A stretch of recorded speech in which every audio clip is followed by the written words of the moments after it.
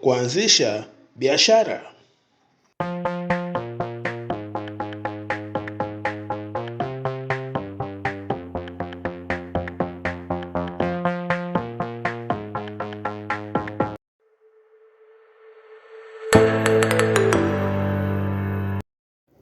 Video yetu ya leo tutazungumzia jinsi ya kuanzisha biashara ya duka la jumla ambayo ina faida. Na tutaangalia hadithi ambayo inamhusu kijana anaitwa Ramadhani ambaye alikuwa anafanya kazi kwenye duka la bidhaa za jumla na hatimaye akafanikiwa kuanzisha duka lake. Ramadhani alikuwa mfanyakazi wa kuajiriwa kwenye duka la jumla Kariakoo jijini Dar es Salaam. Mwaka 2022 mshahara wake ulikuwa 3,500 kwa mwezi. Kila siku alipofungua magodoro, sukari, mafuta ya kula, aliwaza kitu kimoja: kama mmiliki wa duka ananilipa mimi 300,000 tu, je, yeye anapata kiasi gani? Baada ya miaka 2 baadaye, huyu bwana Ramadhani amefanikiwa kupata duka lake la jumla sehemu ya Mbagala jijini Dar es Salaam, na faida yake ya wastani kwa mwezi ni zaidi ya shilingi 1,200,000, na bado duka linaendelea kukua. Sasa leo nakusimulia hadithi ya Ramadhani na hatua zile zile alizopitia ili nawe uelewe jinsi ya kuanzisha duka la jumla linalotoa faida kubwa. Karibu kwenye How to Start Business Channel, na katika video hii nitakupitisha kwenye safari ndefu ya bwana Ramadhani. Kwanza nitakueleza alipataje mtaji wa kuanza. Pili, alitafutaje eneo la faida. Tatu, alitafutaje taratibu za leseni na TRA. 4, aliamua vipi bidhaa za kuuza. Na 5, alijenga vipi mfumo wa faida kila siku. Kama unafikiria kuanzisha duka la jumla la vyakula, vinywaji au bidhaa za matumizi ya nyumbani, kaa hadi mwisho kwa sababu nitakuonyesha hesabu halisi ya faida na sio maneno matupu. Sasa hebu tuangalie hatua alizopitia bwana Ramadhani kuanzisha duka lake la jumla, na tunaanza na swala la mtaji.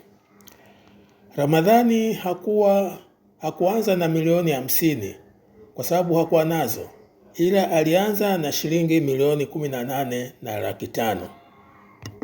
Sasa mtaji wake wa kuanzisha biashara ulitoka wapi? Kwanza alikuwa anaweka akiba ya shilingi 1,500,000 kila mwezi kwa kipindi cha miaka 2. Hivyo akapata jumla ya shilingi milioni 3,600,000.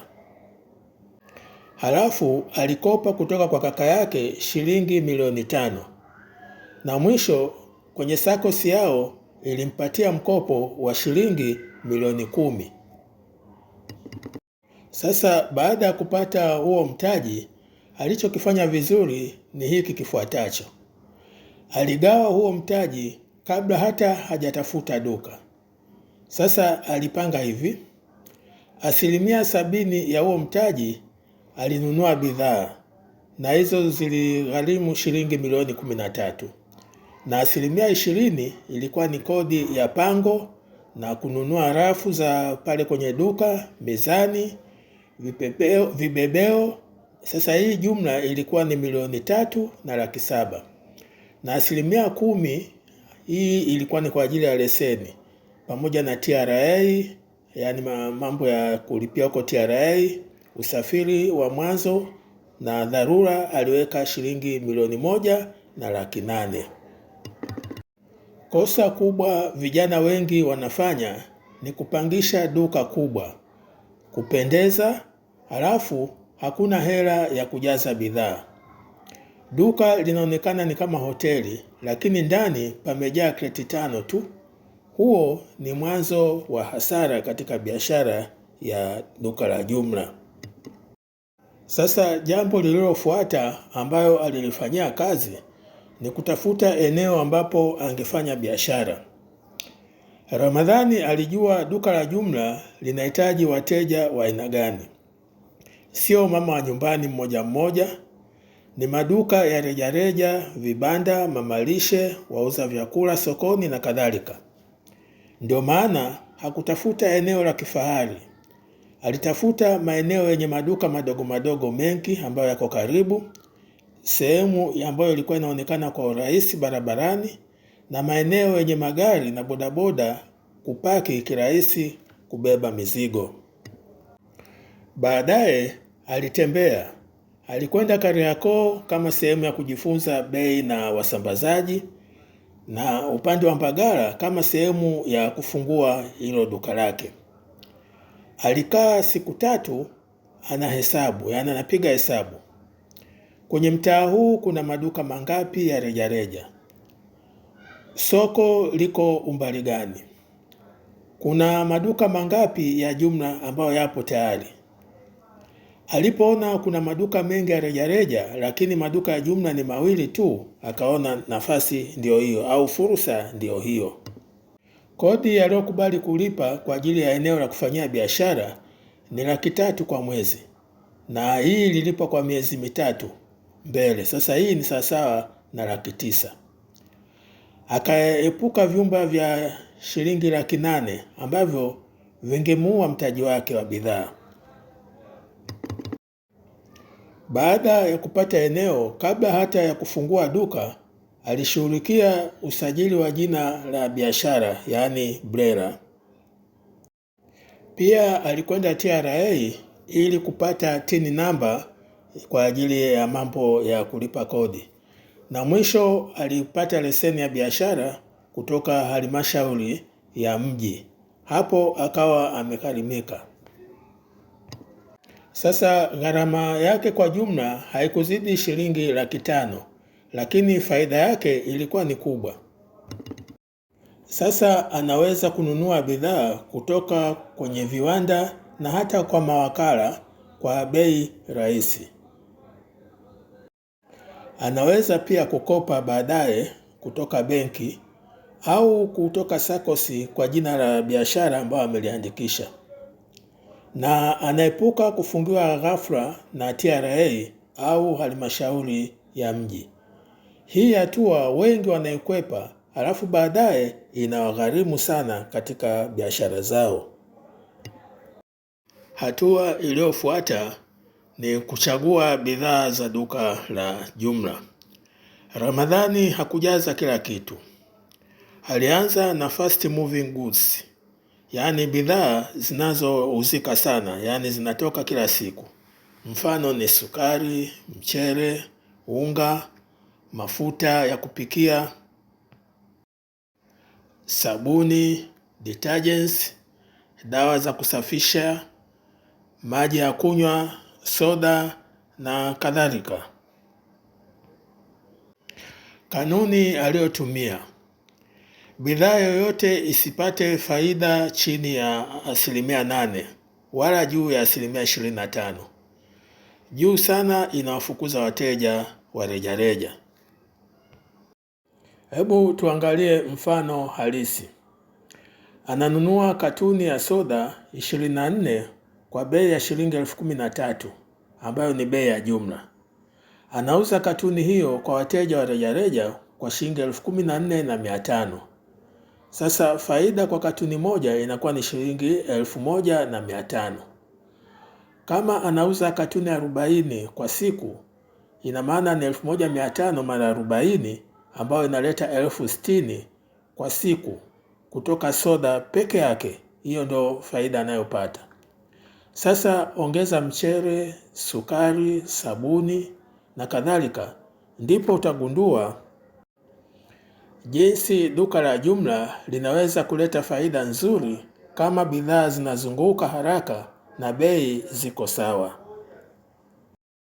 Sasa hebu tuangalie suala la wasambazaji na bei. Kabla ya kununua mzigo wa kwanza, Ramadhani alienda Kariakoo na kwenye viwanda na pia mawakala kuomba price list. Alilinganisha bei za viwandani, bei za kwenye maghala makubwa na bei za maduka ya jumla aliyowaona kama ni washindani. Sasa hapa alipata wasambazaji watatu wa sukari, wawili wa mafuta, wawili wa vinywaji. Hakutegemea mmoja ili akipandisha bei bila sababu awe na hapa kukimbilia. Sasa alihakikisha mambo yafuatayo. Malipo mengi yanafanyika kwa cash, lakini akajenga uaminifu kupata mzigo wa mkopo wa siku 7 mpaka siku 14. Pia anaandika kila mzigo unaoingia na unaotoka. Bila hesabu hakuna biashara. Sasa kosa la wengi ni kununua tu kwa yule mtu wa kwanza ambaye umemzoea bila kujua mahali pengine bei iko chini ya 500 au hata 700 kwa kila item. Hiyo ndio faida yako ambayo inakuwa inapotea. Sasa hebu tuangalie hesabu ya faida ya Bwana Ramadhani. Baada ya miezi 6, hesabu ya Ramadhani ilionekana kama ifuatavyo. Mauzo ya wastani kwa siku ilikuwa ni shilingi 900,000. Faida halisi, yani baada ya kukata kodi, pango ya wafanyakazi wawili, umeme na kadhalika, ilikuwa ni karibu 12%, ambayo ni sawasawa na 1,800,000, ambayo hiyo inakuwa ni faida kwa siku. Sasa kwa mwezi, ambapo mwezi wa siku 26, hii 1,800 mara 26 inakupa faida ya 2,800,000. Sasa anacholipa mkopo na gharama nyingine, anabaki na zaidi ya shilingi 1,200,000 kama faida ya kutosha kujilipa kama mshahara, na bado sehemu nyingine kubaki kwa ajili ya kukuza biashara. Tofauti na zamani alipokuwa anapata shilingi 3,500,000 tu wakati anafanya kazi kwa muuzaji mwingine wa jumla, yani duka la jumla. Sasa hebu tuangalie makosa ya kuepuka. Kuna makosa 4 ambayo Ramadhani aliyakwepa, yani aliepuka, na wewe pia unatakiwa uyaepuke au uyakwepe. Sasa hayo makosa ni kama ifuatavyo. Kosa la kwanza ni kupandisha bei kupita kiasi. Sasa wateja wa rejareja watakukimbia. Kosa la pili ni kuchanganya hela ya duka na hela ya matumizi yako ya nyumbani. Kosa la tatu ni kutokuwa na stock taking, yani kutofanya kuhesabu mali. Sasa hujui ni bidhaa gani zinaisha na zipi zinalala. Na kosa la 4 ni kukosa tabia njema kwa wateja, kuchelewesha mizigo, kuahidi kitu ambacho huna. Sasa hii inawafanya wateja wakukimbie. Biashara ya jumla inakuwa kwa ajili ya uaminifu.